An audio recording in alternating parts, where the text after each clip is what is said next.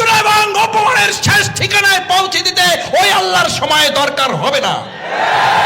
কে যেন আজহার নাকি মাঝার একজন আছে, আগে ওরা খাইছে এখন এরা খেতেছে না, কি বলছে না? ভাইরে রাজনীতি করবেন স্বনামে আসে, আড়াইলে আপনার লেগে রাজনীতি করেন, জামাতে জয়েন করেন, আপত্তি নেই তো। আলিমদের সম্মান করতে শিখুন, নামকে বিকৃত করা থেকে বিরত থাকুন। ফ্যাসিস্টদের এক টাকলা মুরাদ মনে করিয়ে দিচ্ছি, শুধু এই মাওলানা ডক্টর আজহারি হাফিজাহুল্লাহ বলেছিল, ওই যে কি একটা বলে ঠিক না বা ঠিক, এই কথা বলার দুই একদিনের মাথায় ওর মন্ত্রিত্ব চলে গিয়ে অপমান লাঞ্ছনার কাজ করে আল্লাহকে দাঁড় করিয়েছিলেন।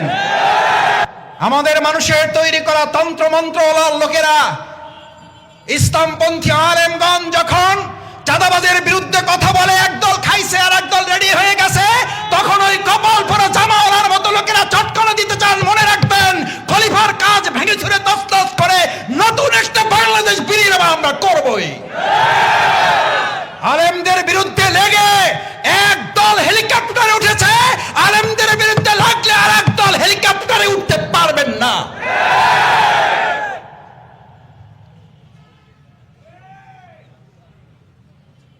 আল্লাহ তাআলা আলেমদেরও দেখেন, জালিমদেরও দেখেন। আল্লাহ তাআলা আলিমদের সাহায্য করেন আর জালিমদেরকে শায়েস্তা করেন। সুতরাং আলেমদের বিরুদ্ধে অবস্থান নিয়ে কেউ জালিমের কাতারে যাওয়ার চেষ্টা করবেন না, পরিণতি কারো ভালো হবে না। সে যদি শফিকুল ইসলাম মাসুদ হয়, শফিকুল ইসলাম মাসুদের পরিণতি তার চেয়ে ভয়াবহ হবে। কারণ আলিমেরা কথা বলে জনগণের কল্যাণের জন্য, ইসলামের জন্য। আমরা জানি না আপনারা এগুলো বুঝে না নাকি না বুঝে, নাকি শয়তানের পাল্লায় পড়ে বলেন। মাওলানা ডক্টর আজহারি এই বাংলাদেশে কোন দলের সম্পদ নয়, শুধু মুসলিম উম্মার সম্পদ নয়, উনি গোটা পৃথিবীর মানব জাতির সম্পদ।